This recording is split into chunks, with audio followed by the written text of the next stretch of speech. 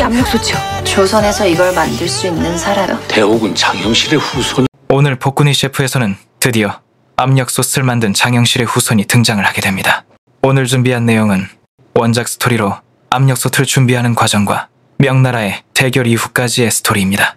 드라마 내용과는 차이가 있습니다. 이제 술이 깬 연희군은 정신을 차리고 사라진 홍문관 교리 이상균에 대해 생각하고 있었습니다. 홍문관은 당시 조선시대에 경서 및 사적을 관리하고 문서 업무를 처리하며 왕의 자문에 응하는 학술적 정치적 기능을 수행했던 중앙관청이었고, 연희군은 홍문관의 이상균에게 왕실의 비밀이 담겨있는 금동을 가지고 오라고 명했었고, 자신의 어머니의 비밀이 그곳에 있을 것이라고 예상을 했던 것이었는데, 그날 밤 자객의 습격을 받고 사라진 이상균이 아무리 생각을 해도 이해가 안 되던 중이었습니다. 왜냐하면 이상균은 문관이었지만 그의 무예는 자신을 지키는 우리미장 신수역과 자웅을 벌일 만큼 출중한 무예를 가지고 있었기에 그렇게 쉽게 자객에게 당할 사람이 아니라고 생각했기 때문이었죠. 다음 날이었습니다. 연지영은 조선시대의 정육점이 궁금해서 궁을 나와 길금이와 함께 우시장을 걷고 있었습니다. 물론 연희군을 위한 요리를 하기 위한 재료를 준비하기 위함도 있었습니다. 조선의 우시장을 방문하게 된 연지영의 눈은 커다랗게 변했습니다. 연지영의 시선이 간 그곳에는 내장과 피를 모두 빼낸 소의 사체 위로 칼춤을 추는 백정의 주변에 많은 사람들이 구경을 하고 있었습니다. 그런데 연지영을 더 놀라게 했던 것은 백정의 기막힌 솜씨 때문은 아니었습니다. 왜냐하면 백정은 아름다운 여성이었기 때문이었습니다. 여자 백정의 신기한 모습에 점점 더 많은 구경꾼들이 몰려오기 시작했습니다. 그런데 잠시 후 여성 백정에게 무허가 도축을 여기서 하면 안 된다면서 편방 사람들이 다가왔습니다. 그를 모르는 백정이니 돈을 뜯어낼 속셈이었던 것이었죠. 하지만 오히려 백정은 돈을 줄 생각이 없었습니다. 순식간에 우시장은 싸움터로 변했고, 어디선가 공길이 나타나서는 백정들을 도와주면서 돈을 뜯어내려던 현방 사람들이 도망을 가게 되면서 일단은 마무리가 되었습니다. 하지만 소를 팔러 왔던 사람들은 소를 데리고 이미 다 도망을 갔고, 소를 판 사람들은 소 판 돈을 챙겨 떠나면 되지만 고기를 팔아야 하는 백정은 전 재산이나 다름없는 소를 잡아놓고 정작 한 푼도 챙기지 못하게 되었으니 아주 난감한 상황이었습니다. 난장판 속에 도축했던 고기 조각들은 흙바닥에 여기저기 널브러져 있었습니다. 백정 여인과 여인의 아버지가 집에 가려고 하는 찰나, 지영은 가지고 있는 돈을 모두 가지고 가서는 저기 있는 고기 말고 다른 고기를 모두 달라고 이야기를 했습니다. 그 재료는 오늘 요리에 아주 귀중한 재료였던 것이었죠. 그것은 바로 당시 팔리지 않아서 백정들만 먹었던 소의 내장이었습니다. 당시에는 냉장고도 없었으니 금세 부패하는 내장이 현대처럼 인기가 없었고, 신선한 내장을 바로 도축 후 먹을 수 있는 백정들이 먹었던 것이었습니다. 지영은 바로 그것을 모두 사가지고 궁으로 오게 됩니다. 그리고 그날 바로 연희군에게 방금 가지고 온 재료를 사용해서 수라상을 바치게 됩니다. 사실 지영은 연산군이 평소 짐승의 태우리를 즐겨 먹는다는 것을 기억했고, 그래서 그 재료를 구해왔던 것이었습니다. 분명히 연희군이 좋아할 것이라고 생각을 했지만 연희군은 표정이 그렇지 않았습니다. 인상을 찌푸리던 연희군은 곧바로 자신을 능멸하려는 거냐는 대답을 하게 됩니다. 싸늘한 주상의 반응에 지영은 살짝 당황스럽기도 했습니다. 자신이 알고 있던 정보가 잘못되었던 건지 아니면 그 요리를 접하기 전인 것인지 판단하기 힘들었죠. 어쨌든 위기는 빨리 넘겨야 했습니다. 연지영은 이 요리는 결코 천한 음식이 아니며 오히려 귀한 음식이라고 설명을 하기 시작했습니다. 짐승을 도축하는 백정들은 누구보다 육고기를 잘하는 자들이고, 그런 그들이 가장 먼저 챙겨가는 부위가 바로 내장이라고 말이죠. 예로부터 백성들은 먹을 것을 하늘로 여긴다고 했고, 그들이 무엇을 먹는지 알아야 그들을 다스릴 수 있다 말하는 연지영이었습니다. 망울록에도 인용되어 있던 그 말을 지영은 지금 이 순간 말을 하게 된 것이었습니다. 사실 망울록은 연희군이 쓰던 것이었는데 방금 자신이 한 말을 연희군이 적게 되고, 그날 이후 내장 요리를 좋아하게 되는 연희군이란 것은 지영은 당연하게도 전혀 상상할 수 없었습니다. 지영은 계속해서 설명을 이어갔습니다. 때마침 갓 도축한 신선한 내장과 그것을 손질할 수 있는 능숙한 도축자를 만났기에 구할 수 있던 귀한 식재료이니 매우 귀한 요리라고 말이죠. 연희군은 그제야 슬슬 흥미가 생기기 시작했습니다. 지영이 오늘 준비한 요리는 현대 한국에서는 흔히 막창이라고 불리는 부위였습니다. 지영은 그 중에서도 붉은 빛을 띠는 부분, 즉 홍창을 가지고 요리를 했는데 손질하는 것이 쉽지 않은 데다 소 한 마리에 많아야 400g 정도 밖에 나오지 않는 귀한 식재료였죠. 지영은 홍창을 살짝 익혀 독특한 식감을 살리고 미나리로 만든 소스를 넣어 산뜻한 향미를 더해 이른바 이탈리아 피렌체의 명물 요리 람보레도토를 만들어냈습니다. 연희군은 한 조각 입에 넣자마자 눈썹이 다시 한번 한껏 치켜 올라갔습니다. 입안에서 느껴지는 크리미한 질감, 그와 동시에 파도처럼 밀려드는 고소한 맛의 향연에 연희군은 한동안 말을 잇지 못했습니다. 쫄깃하면서도 기름진 이 절묘한 맛, 연희군은 먹으면서 생각했습니다. 이 맛있는 것을 백정놈들만 그동안 먹고 있었다면서 고얀 것들이라고 말이죠. 그리고는 뜬금없이 이 요리를 만든 식재료를 날 것으로 보고 싶다고 지영에게 말을 했습니다. 갑작스러운 명령이었지만 귀신같이 이미 준비를 하고 재료를 가지고 왔던 지영이었습니다. 사실 임송재가 미리 연희군이 가끔 요리에 쓰인 식재료를 직접 보고 싶어 할 때가 있다고 귀뜸을 해놨기 때문이었습니다. 재료를 보고 흐뭇한 미소를 짓던 연희군의 표정이 일순간 변하고는 지영에게 이것을 어디서 구했냐고 진지하게 묻는 연희군이었습니다. 연희군의 눈에 들어온 것은 재료를 감싸고 있는 포장 종이를 말하는 것이었습니다. 왜냐하면 그 종이는 조정에서 쓰일 종이를 만드는 관부에서 만든 유목지라고 하는 것이었고 시중에서는 절대 구할 수 없는 물건이었기 때문이었습니다. 바로 얼마 전 사라진 홍문관 관리였던 이상균의 실종과 어떤 연관고리가 있는 자가 지영이 만났던 백정과 연관이 있을 수 있다는 것이었습니다. 다음날 연희군과 연희군의 식사를 챙겨줄 지영, 그리고 내금위장 신수혁과 탈광대 공길이 함께 백정들이 있는 곳으로 참행을 나가게 됩니다. 연희군이 몰래 참행을 나간 이유는 분명히 조정 안에 주상보다 먼저 금등을 찾으려는 사람이 있음을 알기 때문이었죠. 금등 안에는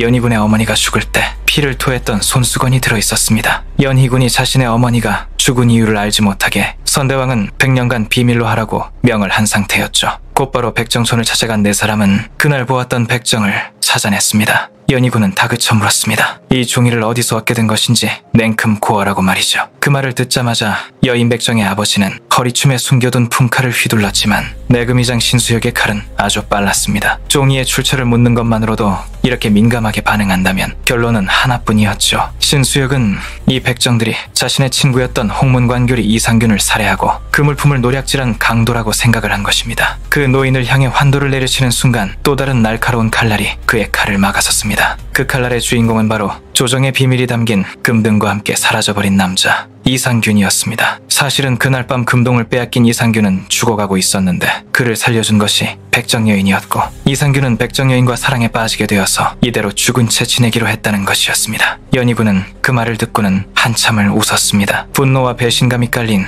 허탈한 웃음이었죠. 연희군은 주변에 대기하던 도총관을 불러서는 백정촌 마을 사람들을 단 한 명도 남김없이 죽이고 마을을 불태우라고 명하게 됩니다. 그 순간 지영은 이 마을을 없애면 천하제일에 진미의 재료를 소실하게 되는 것이라며 이 마을을 없애면 안 된다고 말을 하게 됩니다. 연희군은 천하의 미식가답게 이곳에만 있는 진미가 무엇이냐고 묻게 되고 곧바로 지영은 요리를 시작하게 됩니다. 지영은 버터 스테이크를 가지고 왔고 연희군은 스테이크를 맛보자마자 감칠맛 폭탄의 육즙과 그 육즙의 파도에 휩쓸려 헤엄치는 느낌을 받게 됩니다. 사실은 백정촌에 있던 소이저 수유를 사용해서 끓는 점을 250도까지 올릴 수 있었기에 가능했던 요리였습니다. 이 시대의 버터인 수유를 확보한다면 연지영에게도 가능한 요리의 가짓수가 무궁무진하게 늘어나는 것이었죠. 그래서 이 마을이 살아있어야 오늘 같은 요리를 맛보실 수 있다고 설명하는 연지영. 그리고 말이 끝나기도 전에 연희군은 도총관을 불러 이 마을에 우유소를 설치해서 수유를 공납으로 바치게 하고 홍문관 교리 이상균은 이곳의 축양별감으로 쟁반들이 공납품을 관리하게 하도록 명을 내리게 됩니다. 그리고는 백정여인의 아버지의 이름을 묻고는 유제품을 만드는 종구품 유제장을 임명하고는 궁으로 환궁하게 됩니다. 연희군이 궁에 입궁하자 명나라에서 사신이 찾아왔습니다. 당시 명나라에서 오는 사신은 외교를 빌미로 뇌물을 챙겨서 돌아가는 것이 일상이었습니다. 그런데 이번에 온 사신은 아주 괴상한 짓을 하는 사신이었는데 연회석에서 여흥을 빌미로 유리경연을 벌이는데 이번은 실력 있는 3명의 숙수를 데리고 왔다는 것이었습니다. 평안도부터 한양에 오는 동안 사신단이 거쳐간 곳은 모두 눈뜨고 개망신을 당했다는 것이었죠. 하지만 연희군에게는 이제 대령 숙수 연지영이 있기에 이번에야말로 그놈의 콧대를 꺾어주겠다고 다짐을 하고 있었습니다. 연지영은 명나라 사신이 도착했다는 소식을 듣고 벌써부터 현기증이 밀려오는 듯 했습니다. 거대한 연회를 3번에 걸쳐 진행해야 한다는 내관의 말 때문이었죠. 지영의 머리를 아프게 한 더 큰 문제는 3번의 연회가 명나라와 요리경연으로 진행된다는 점이었습니다. 지금까지 왕의 행적으로 보면 물론 그럴 일은 없을 것이라 생각을 하지만 만약이라도 명나라의 사신에게 경연대회에서 지기라도 한다면 이번엔 양팔이 아닌 다른 곳이 잘려나갈까 겁도 나는 상황이었습니다. 연지양이 떨어진 시대에는 명나라의 천자인 홍치자가 많지 않은 나이에도 불구하고 병색이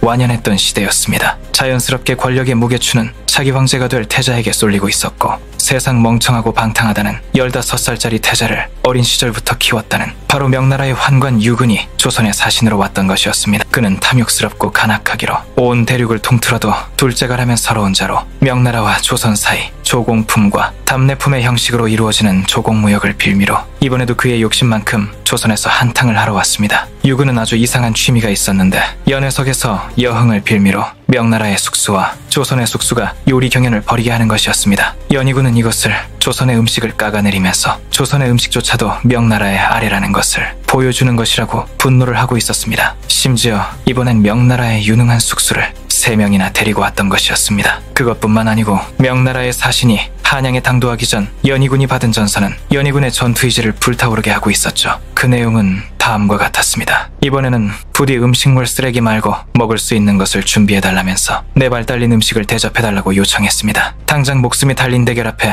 지영은 머릿속을 빠르게 굴리고 있었습니다. 명나라의 사신이 요청한 조류를 제외한 4발 달린 고기류는 무난하지만 동시에 요리사의 밑바닥을 가장 확실히 드러낼 수 있는 재료였죠. 지영의 고민 끝에 첫 번째 요리는 인간이 만들 수 있는 가장 맛있는 쇠고기 요리라는 베프 부르기뇽을 준비하기로 했습니다. 이 요리는 와인으로 졸인 쇠고기 요리로 베이컨 기름으로 표면을 가볍게 시어링한 쇠고기와 레드와인을 코코트라는 주물 냄비에 넣고 당근 감자와 함께 3시간 이상 약불에 졸이는 요리로 알코올 성분의 연육작용과 와인이 가진 섬세한 향을 소고기에 스며들게 하는 것이 핵심이었고 와인이 반드시 필요한 요리였습니다. 지영은 와인 대신 쌀과 조선의 산포도인 모루를 함께 발효시켜 조선판 와인을 만들어내고 베이컨 대신 갈비살을 사용하여 조선판 갈비찜을 만들어내게 됩니다. 드디어 첫 번째 요리 경연날 명나라의 사신 유근 앞에 연지영은 당당하게 들어왔고 조선판 갈비찜이 담긴 무쇠솥 하나가 들어왔습니다. 솥뚜껑이 열리자 뿌연 김과 함께 오묘한 향기가 훅 뿜어져 나와 온 사방으로 퍼져나갔습니다. 솥뚜껑 안에는 푹 익은 갈비살과 잘 졸여진 조선식 포도주 소스가 마치 보석처럼 반짝이고 있었죠. 한참을 바라보던 유근은 드디어 갈비살을 맛보게 되는 순간 유근은 내색하지 않으려고 애를 썼지만 그 표정을 감출 수가 없었습니다. 녹아내릴 듯 부드럽게 익은 쇠고기를 씹을 때마다 밀려오는 깊고 섬세한 포도주의 풍미는 마치 꽃향기가 가득한 꽃밭에서 뛰놀고 있는 기분을 느끼게 해주고 있었습니다. 이제 명나라의 차례였습니다. 유근이 데리고 온 당백룡이라는 숙수는 중화팬 웍을 연회장의 화로 위에 준비하고는 웍이 달궈지는 동안 도마위로 커다란 고깃덩이를 올려놓고 각진 중식도 차이다오를 꺼내들었습니다. 당백룡은 도마 위에 놓은 두껍고 기름진 돼지 삼겹살을 2mm 남짓한 두께로 엄청난 속도로 슬라이스하기 시작했습니다. 곧바로 얇게 썬 돼지고기를 파 생강 등 채소와 함께 뜨거운 기름으로 달궈진 웍 안으로 던지듯 털어넣었고 당백룡은 무술초식을 구사하듯 웍을 흔들기 시작했습니다. 웍 안의 재료들은 춤추듯 하늘로 날아올랐고 웍에는 거대한 불꽃이 피어올랐습니다. 웍의 숨결이라고 표현하는 흔히 불맛이라고 부르는 특유의 향을 입히는 기법이었죠. 당백룡이 준비한 음식은 사천 요리의 시그니처 회과육이었습니다. 쉽게 말해 중화풍 삼겹살 양념볶음이라고 생각하는 순간 당백룡은 단지에서 소스를 퍼내어왔습니다. 지영은 소름이 돋았습니다. 고추도 없던 시대에 당백룡이 준비한 소스는 바로 사천지방의 특산물 최상급 화자오로 만든 혀를 저릿하게 만드는 마라소스였습니다. 당백룡은 특제 마라샹궈를 준비해서 연회장 중앙으로 대령했습니다. 당백룡의 마라샹궈를 먹은 연희군은 한동안 정신을 차릴 수가 없었습니다. 마치 혀 위로 백만대군이 휩쓸고 지나간 듯한 얼얼한 감각. 그 자리에 매콤하고 기름진 돼지고기의 맛이 파도처럼 밀려왔습니다. 아까 먹었던 음식 맛이 도저히 기억나지 않을 정도의 강력한 얼얼함이었습니다. 만약 당백룡의 음식을 먼저 먹었다면 분명 연지영의 음식의 맛을 전혀 느끼지 못했을 상황이었습니다. 다행히도 첫 번째 대결은 양국의 우정을 치하하는 첫날이니 굳이 승부를 가리지 않기로 하자면서 쉽게 말해 무승부로 끝나게 되었습니다. 첫 번째 대결은 지영의 등골을 오싹하게 만들기에 충분했습니다. 지영은 가만히 생각을 해보니 이상했습니다. 마라샹궈는 이런 국빈급 연회에 어울리는 고급 요리는 아니었기 때문이었죠. 왜 하필 그 메뉴를 선정했을까 생각하는 사이 지영의 머릿속에 떠오르는 한 사람이 있었습니다. 한편 주영원에는 강목주가 감찰상궁 추월에게 오늘 대결의 상황을 보고받고 있었습니다. 강목주의 입꼬리는 기묘하게 올라갔고 그녀의 눈빛은 잔혹하게 빛나고 있었습니다. 두 번째 경연의 주제는 면 요리였습니다. 지영은 직접 반죽한 칼국수면을 활용한 파스타를 준비할 계획이었죠. 하지만 운명의 장난일까요? 경연 당일 아침 밀가루 포대에 구멍이 나 있는 바람에 모든 계획이 수포로 돌아갈 위기에 처했습니다. 이 모든 것은 강목주가 감찰 상궁 추월을 시켜 꾸민 일이었습니다. 그녀의 배후에는 주상을 견제하려는 제산대군이 있었죠. 제산대군은 명나라의 사신을 만나 제산대군은 주상이 명나라와의 대결에서 패배하기를 바랐고 궁궐 내 인물들을 장악하고 있는 강목주의 힘을 빌려 수라간의 식재료에 손을 댄 것입니다. 지영이 난감해하고 있는 사이 수라간을 청소하고 있던 노만 기운이 있던 노비노인이 집마리아기를 꺼내지도 않았는데 이가 없으면 잇몸이 하면 된다면서 밀가루가 없으면 메밀로 하면 된다고 이야기를 했습니다. 지영은 또다시 의문이 들었습니다. 어떻게 이야기하지도 않은 밀가루를 이 노망든 노인이 알고 있던 것일지 말이죠. 하지만 지금은 더 중요한 일이 있기에 길게 생각하지는 않았습니다. 곧바로 지영은 수라간에 들어가서 메밀가루를 준비하라고 명령했습니다. 다음 날이 되었습니다. 당백룡은 차촌의 명물인 읽은 면으로 탄탕면을 선보였습니다. 한 그릇의 국수가 단 한 가닥의 면으로 이루어진 읽은 면은 엄청난 탄력이 없이는 불가능한 요리였습니다. 연희군은 당백룡의 면을 맛보는 순간 이제껏 왕실 수라상에서 맛보았던 멸치국물의 흐물거리는 면과는 차원이 다른 쫄깃함에 놀라 젓가락을 떨어뜨릴 뻔했습니다. 명나라의 유군은 흐뭇한 미소를 보이고 있었습니다. 이제 지영의 차례였습니다. 그녀는 메밀면을 뽑아 숭어 어란과 감태를 올리고 생들기름으로 맛을 낸 독창적인 파스타를 만들어냈습니다. 유채기름이나 돼지기름에 익숙하고 민물 생선을 주로 먹는 명나라 사신단에게 메밀과 생들기름, 바다 생선의 알인, 어란, 그리고 감태의 조합은 완전히 새로운 미식의 경험이었습니다. 맛있는 음식을 먹으면 딸꾹질을 하는 버릇이 있는 유군은 결국 지영의 요리에 감탄하며 심한 딸꾹질을 하고 말았습니다. 두 번째 대결의 결과는 또다시 무승부로 처리가 되게 됩니다. 그리고 다음날 드디어 마지막 승부날이었습니다. 마지막 연회의 주제는 인삼이었습니다. 마지막 연회에서 명나라 사신 유군은 드디어 본색을 드러냈습니다. 천하의 명품이라 불리는 조선 인삼의 명성을 직접 경험하고 싶다며 사실상 인삼 무역의 이권을 노리고 있음을 내비친 것이죠. 그들은 조선의 인삼 가공 기술인 증포법이 미흡하여 명나라에 도착할 때쯤이면 효능이 떨어진다는 억지를 부리며 명나라 상인들이 직접 조선에서 인삼을 채취하고 가공하게 해달라고 요구했습니다. 증포법에 대해 잠시 설명을 드리면 무언가를 찌고 말리는 과정을 반복하는 가공 기술을 의미하며 증포법은 인삼, 곡류, 한약재 등의 영양 성분을 증진시키거나 보존성을 높이며 이는 조선시대 인삼 무역에서 중요한 역할을 했던 기술이었죠. 다시 이야기로 돌아와서 결국 유군의 주장은 조선의 최상품이자 국가기관 산업인 인삼 무역의 독점권을 통째로 넘기라는 말과 다름없는 주장이었습니다. 연희군은 이들의 속셈을 꿰뚫어보고 요리 경연에 나라의 이권이 걸린 만큼 명나라 측에서도 상응하는 것을 걸어야 한다고 맞받아쳤습니다. 만약 조선이 이긴다면 중국의 과일과 사탕, 수수, 밀가루를 매년 일정량 조공으로 바칠 것을 약조하라는 역제안을 한 것이죠. 이로써 단순한 요리 대결은 막대한 이권이 걸린 치열한 싸움으로 변모했습니다. 마지막 경연에서 당백룡은 제비집과 샥스핀 같은 진귀한 식재료에 증포법을 거치지 않은 인삼을 올려 앞으로의 인삼 무역에서 조선을 배제하겠다는 오만한 메시지를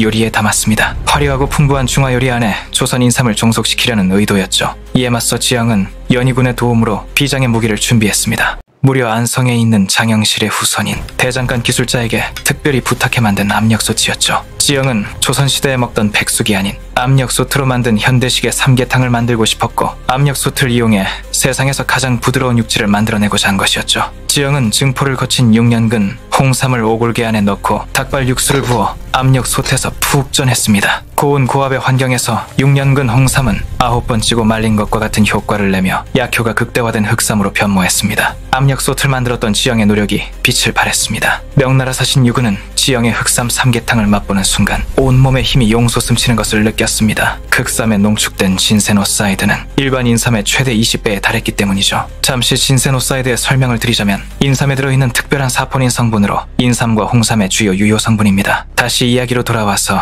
명나라의 유군은 주체할 수 없는 에너지에 당황했고 얼굴이 새빨개진 채 안절부절 못하다 결국 또다시 심한 딸꾹질을 시작했습니다. 그야말로 조선 증포법의 위대함을 온몸으로 증명해 보인 셈입니다. 결국 요리 경연은 조선의 승리로 끝이 났습니다. 하지만 유군은 대령 숙수 지영을 공료로 바치라는 망언을 내뱉었습니다. 그 순간 분노한 연희군은 그대로 달려가 유군의 얼굴에 강력한 박치기를 날렸습니다. 명나라 황제의 대리인이자 떠오르는 실세가 연희군의 박치기 한 방에 보기 좋게 쓰러진 것입니다. 분노한 연희군은 이 나라의 대령 숙수를 공료로 데려가려면 최소 100만 이상의 수행원은 끌고 왔어야 할 것이라 외치며 지영을 지키기 위해서라면 양국 간의 전쟁도 불사하겠다는 결연한 의지를 보였습니다. 결국 명나라 사신단은 어떤 소득도 얻지 못한 채 빈손으로 돌아가야만 했습니다.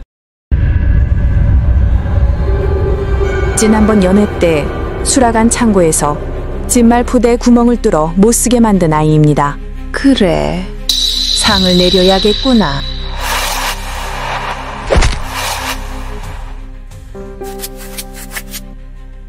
명나라와의 요리 대결이 끝난 뒤 연희군은 지영에게 포상을 내리겠다고 했습니다.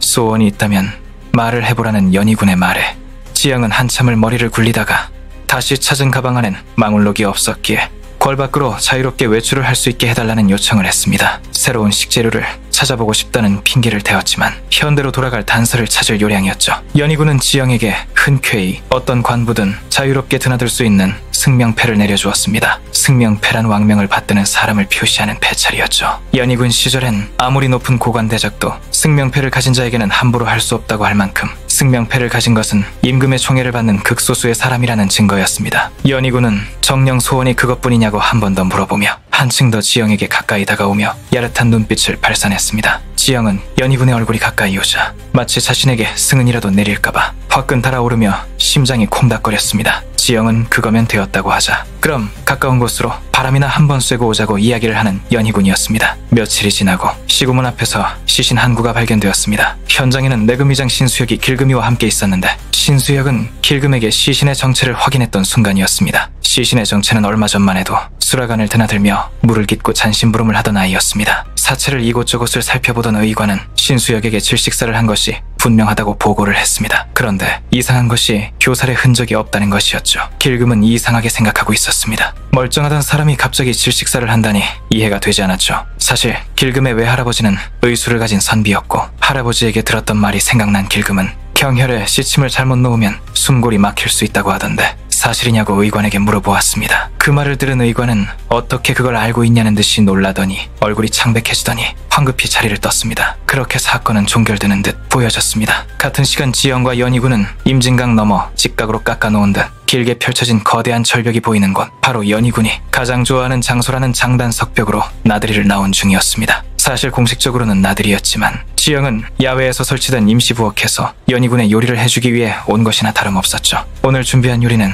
생닭의 내장을 비우고 뱃속 가득 대추와 황기찹쌀 인삼들을 채워넣고 버터를 고루 발라서 만든 황금빛 통닭을 만들었습니다. 연희군은 귀한 손님 앞에서 체면이 서겠다면서 기뻐했습니다. 잠시 뒤 임금과 비슷하게 화려한 용복을 입은 남자 한 명의 말에서 내려 다가오고 있었습니다. 지영은 놀라고 말았습니다. 그 남자는 훗날 실제 역사에서 연희군을 폐위시키고 왕위에 올라 종종으로 기록될 남자 진명대군으로 생각보다 둘 사이의 우애가 좋아 보였습니다. 연희군은 배다른 동생인 진명대군을 친동생으로 여기고 있었죠. 연희군은 진명대군에게 기막힌 음식이 준비되어 있으니 어서 오라고 했습니다. 지영은 탁자 위에 놓인 쟁반의 뚜껑을 열었고 고소한 향내가 순식간에 주변으로 퍼져나갔습니다. 쟁반의 뚜껑을 열자 아까 만든 황금빛 통닭구이가 자태를 드러냈습니다. 물론 거기에 프랑스 부르고뉴 지방의 특산 소스인 디종 머스터드 제조법을 응용해서 겨자씨를 갈고 소금, 후추, 식초를 섞어 만든 양념장까지 준비가 되었습니다. 난생 처음 보는 그 요리에 진명대군의 눈이 저절로 휘둥그레졌습니다. 연희군과 진명대군은 사이좋게 닭다리를 하나씩 떼어 물고는 머스터드 소스에 찍어 한 입 빼어 물었습니다. 몇 번 씹지도 않았는데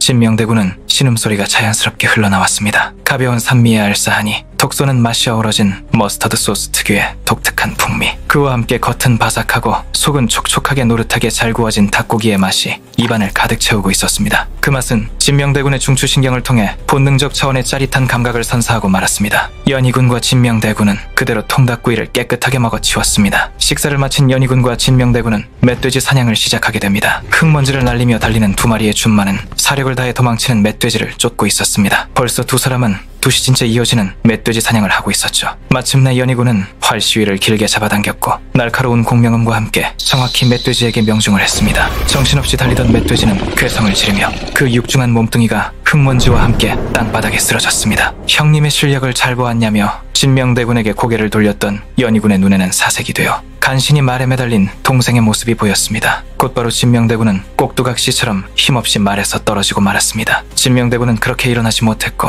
궁으로 들어간 뒤 내의원은 진명대군의 진맥을 보았지만 진명대군의 의식은 돌아오지 못했습니다. 잠시 머뭇거리던 내의는 대군의 온몸에 열꽃이 올라있다고 말했고 혹시 오전에 무슨 음식을 드셨는지 물어보았습니다. 곧바로 의심은 같이 연희군과 강모에 따라갔던 지영과 수라간 식구들에게 향하게 됩니다. 지영은 또다시 온몸이 덜덜 떨려오기 시작했습니다. 왕족인 진명대군을 도구로 살해했다는 혐의라는 것 자체만으로 너무 무서웠습니다. 지영은 지푸라기라도 잡는 심정으로 연희군에게 물어봤습니다. 혹시 대군께서 다른 것을 드신 것은 또 없냐고 말이죠. 연희군은 하나하나 곰곰이 생각을 해보니 진명대군이 목이 마르다 하여 탕액을 한 사발 마시긴 했다고 했습니다. 그 탕액은 연희군은 쓴 것을 싫어해서 안 마셨다는 탕액이었습니다. 결론적으로 원인은 탕액이라고 생각을 하게 되었죠. 하지만 연희군은 그 탕액은 옆에서 호종하던 갑사들도 전부 같은 걸 마셨다면서 그 탕액이 문제가 있다면 함께 마신 수많은 사람들 중에 한 명이라도 같은 증세가 나타나야 할 텐데 아무도 그런 적이 없다 말했습니다. 지영은 그 탕액을 조금만 맛보기로 합니다. 그리고 탕액을 마신 지영의 머릿속엔 온갖 종류의 맛정보가 스쳐 지나갔습니다. 지영은 절대 미각했고 길금이에게 한번 맛을 보라고 했습니다. 길금은 탕액을 삼키며 맛을 보았습니다. 톡 쏘면서도 쌉싸래하고 매콤하면서 거기에 희미한 달콤한 맛. 길금은 탕액의 재료를 찾아내기 시작합니다. 계피와 생각감초 대추가 들어가 있지만 그리고 아주 독특한 것이 하나 들어있다는 것이었죠. 그것은 바로 육두구였습니다. 육두구란 일명 넘맥으로 인도네시아가 원산지인 이것은 대항해 시대 무렵 유럽으로도 전해져 그야말로 선풍적 인기를 끌었던 향신료였습니다. 조선에는 극소량만이 들어와 귀한 한약재 정도로 쓰이던 게 고작인 시대였을 텐데 그 정체불명의 탕약에도 육두구가 들어가 있던 것이었죠. 육두구는 다량으로 섭취하면 환각작용과 마비 효과가 나타나는 향신료였습니다. 하지만 탕약에 그렇게 많은 육두구가 있었다면 같은 걸 마신 다른 사람들이 멀쩡했을 리가 없었죠. 길금은 정답을 찾은 듯 외쳤습니다. 인삼이라고 말이죠. 인삼과 육두구를 함께 먹으면 큰일 난다고 설명한 길금은 진명대군이 달교리에 인삼을 잔뜩 먹은 뒤 그 상태에서 육두구가 들어간 탕액을 마신다는 것은 불구덩이에 들어가는 것과 똑같은 것이라고 설명했습니다. 그리고 오늘 그 두 가지를 먹은 사람은 단 한 사람 진명대군뿐이었죠. 지영은 당장 이 탕액을 누가 올린 것인지 연희군에게 물어봤습니다. 묵묵히 듣고 있던 연희군은 지그시 고개를 가로저었습니다. 그 탕액은 모처럼 형제들끼리 강무에 나가 보기 좋다면서 왕실 종친이 직접 보낸 것이라는 것이죠. 바로 제산대군이 보낸 탕약이었습니다. 연희군은 곧바로 공기를 불러내서 탕액의 출처를 알아보게 시켰습니다. 그리고 얼마 뒤 탕액의 출처를 알아냈습니다. 탕액의 출처는 요즘 한양에서 제일 잘 나가는 기방 청월각에서 들어온 것이라는 것이었죠. 당시 시대에는 흥청이니 운평이니 이름을 붙이며 연희군이 온 나라에 재색을 갖춘 여인들을 죄다 끌어모으고 있던 시대로 기방이 없던 시대였습니다. 부정부패에 찌든 탐관오리들도 은밀히 유흥을 즐기는 공간이 필요했고 공식적으로 인정받지 못해도 불법과 합법 사이의 틈에 존재하는 곳이 기방이었던 것이죠. 조선시대의 기생은 춤과 노래는 물론 웬만한 관료나 학자와 견줄 정도로 학식이 풍부하고 문장에 능했다고 합니다. 거기에 더해 기방에서는 육두구를 환각제로 사용했음을 알 수가 있었습니다. 흔히 연산군의 만행을 묘사할 때 의녀를 기생처럼 취급했다는 내용이 있다고 합니다. 청월각은 온갖 약재를 다루는 기술로 정평이 나 있고 청월각의 주인은 해민서의 의녀 출신이라는 소문도 있었죠. 연희군은 이쪽 분야의 전문가인 채홍사 임숭재를 불러내서 사실 확인에 들어갔습니다. 임숭재는 잠시 머뭇거리다가 사실을 이야기했습니다. 요즘 기방에서 만드는 비약이 유행을 하고 있는데 대부분 춘약이며 또한 채소를 재배하는 채소전까지도 운영을 한다고 말이죠. 숭재의 말대로라면 채소와 함께 특수한 약재를 취급하면서 탕액을 만드는 게 틀림이 없었습니다. 사실 연희군이 강무를 나설 때마다 힘이 나야 한다면서 늘 어선에는 인삼을 넣었고 이를 알고 있던 누군가가 의도적으로 그 부작용을 노렸다는 결론에 도달하는 지영이었습니다. 지영은 또다시 한 사람이 떠올랐습니다. 그 여자는 강목주였죠. 그 순간 임승재는 진명대군을 깨어나게 할 방도가 있다고 설명했습니다. 분명 기방에는 부작용을 완화할 수 있는 해독약을 준비해두는 법이라면서 청월각에 분명 진명대군을 깨어나게 할 약이 있을 것이라고 말이죠. 하지만 청월각에 누군가가 고의로 약을 부작용을 일으킨 것이라면 순순히 해독약을 넘겨줄지는 알 수 없었죠. 내의원에서는 탕액에 들어간 성분을 모르는지라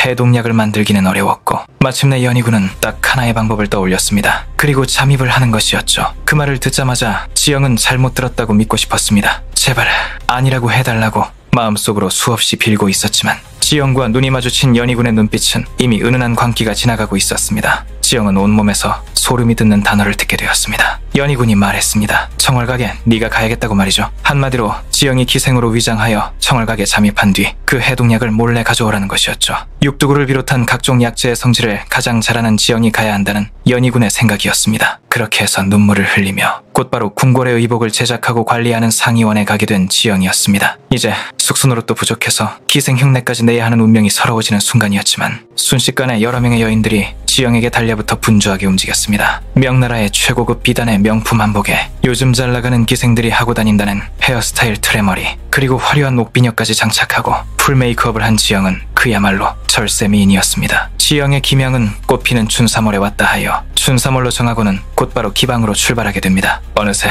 소슬대문이 우뚝 솟은 고래등 같은 기와집 앞에 지영과 길금 그리고 조방꾼으로 공길이 도착하게 됩니다. 대문 앞에는 연등이 하나 달려있을 뿐 겉으로 봐서는 여느 대갓집과 크게 달라 보이지 않았습니다. 지영의 손에는 임숭재의 소개장이 들려있었고 문을 연 기녀에게 소개장을 보여주었습니다. 서찰에는 해주제1의 기생사몰이 지영이라고 소개를 하고 있었죠. 드디어 문 안으로 들어가는 지영 일행들이었습니다. 지영과 길금은 그저 눈을 휘둥그레 뜨고 두리번거렸습니다. 최고급 나비장과 정교한 돗자리, 호사스러운 병품까지 하나하나 섬세하고 화려한 공간에 절로 감탄이 나왔습니다. 잠시 뒤 청월각의 주인이 나타났습니다. 청월각의 행수 소양선이라는 기생이었죠. 소양선은 이곳 청월각에 발을 들이려면 먼저 맛보아야 하는 게 있다면서 거무죽죽한 탕 한 사발을 가지고 왔습니다. 바로 기린탕을 가지고 온 것이었죠. 소양선의 입꼬리에 싸늘한 웃음기가 걸리며 이야기했습니다. 지금부터 여기에 무엇이 들어갔는지 맞춰보라고 말이죠. 소양선의 설명은 이랬습니다. 청월각에 처음 오는 기녀들은 모두 이 기린탕을 맛보고 그 재료를 맞추는 놀이를 하며 귀한 손님을 대접하려면 그만큼 섬세한 혀를 가져야 한다고 말이죠. 일종의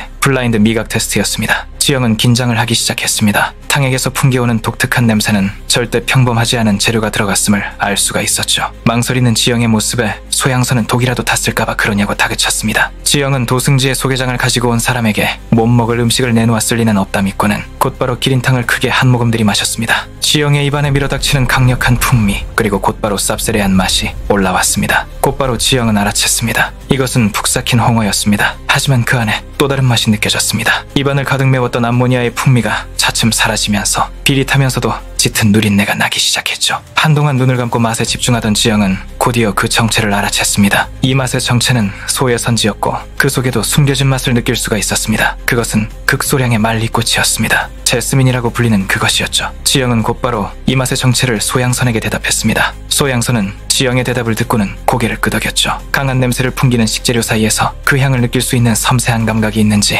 지영을 시험했던 것이었습니다. 게다가 머나먼 나라에서 수입되는 희귀한 향신료를 알 정도의 교양 수준이 있는지까지 확인했던 것이죠. 시험에 합격한 지영은 길금과 곧바로 청월각의 안채로 들어가게 되었습니다. 잠시 뒤 소향선은 저녁에 중요한 손님이 온다면서 인매상을 준비하라고 도화라는 기생에게 지시를 하는데 지영은 자신이 인매상을 준비해보겠다고 하면서 청월각의 주방으로 들어갈 구실을 만들어냈습니다. 주방 안에는 수라간 못지않은 호사스러운 식재료들이 가득했습니다. 나팔꽃, 흰동말풀, 광대버섯 등 모두 환각성분이 포함된 재료들이었죠. 그리고 지영은 인매상에서도 실력을 보여주기로 합니다. 지영은 마카롱과 슈아라 크렘을 준비했고 소양선이 지영의 슈아라 크렘을 먹자 입안에서 캐러멜 시럽이 부서지며 짜릿한 달콤함과 부드러운 크림과 함께 절묘한 미각의 폭풍을 느꼈습니다. 소양선은 지영을 신임하게 됩니다. 소양선의 신임을 얻게 된 지영은 곧바로 어딘가에 있을 약재를 보관하는 장소를 찾아내야 했습니다. 그리고 잠시 뒤 장안의 망나니로 유명한 현직 영의정의 조카 유세거리 기방으로 들어왔습니다. 망나니 짓을 하며 불법으로 운영 중인 기방을 문 닫게 하겠다고 엄포를 하면서 기방에서 행패를 부리던 유세걸은 이쁜 기생을 찾고 있었습니다. 이에 지영은 자신이 맛있는 주안상으로 만족을 시켜드리겠다며 유세걸에게 이야기했습니다.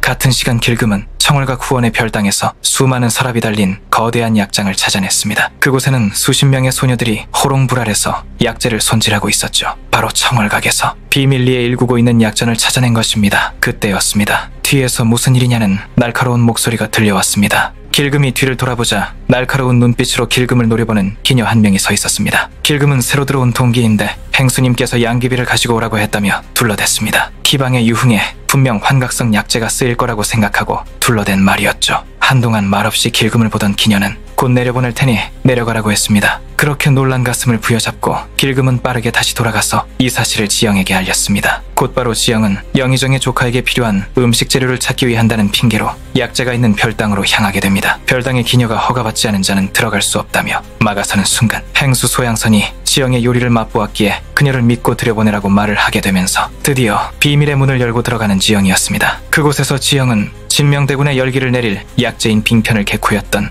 길금의 코를 활용해서 찾아냈습니다. 빙편은 바카와 비슷한 냄새를 가진 흰색 알갱이였습니다. 흔히 용뇌라고 불리는 약재로 인도네시아 일대에서 자라는 특별한 나무 용뇌향의 수액을 말려서 만든 극도로 진귀한 약재였죠. 진명대군을 살릴 수 있는 약재와 또 다른 회갈셋의 씨앗을 챙긴 지영은 곧바로 주방으로 돌아갔습니다. 지영은 곧바로 망나니인 영희정의 조카를 진정시킬 요리를 만들기 시작했습니다. 그녀가 준비한 것은 바로 돈가스였죠. 지영이 유세걸에게 작은 소반을 들고 들어가자 유세걸은 왜 이제야 오는 거냐 맛이 없다면 가만히 있지 않겠다고 으름장을 놓았습니다. 하지만 그의 입에 돈가스가 들어가고 씹자마자 밀려드는 바사삭 부서지는 짜릿한 식감에 그의 찌그러져 있던 미간이 싹 펴지기 시작했습니다. 미션이 완료되었고 잠시 뒤 재료를 가지고 진명대군을 살리기 위해 대문을 나가려던 찰나 지영의 눈에 한 사람이 들어왔습니다. 바로 감찰상궁이 청월각에 들어서는 것이었습니다. 멀리서 지켜보니 감찰상궁은 소양선을 만나서 무언가를 이야기하고 있었습니다. 추월이 이곳에 왔다는 건 누군가가 그녀를 이곳에 보냈다는 의미로 보여졌습니다. 바로 강목주였죠. 지영은 이참에 이번 사건에 강목주가 개입되어 있는 것을 입증할 증거를 찾기로 하고 궁으로 환궁하려던 길을 다시 기방으로 향했습니다. 한편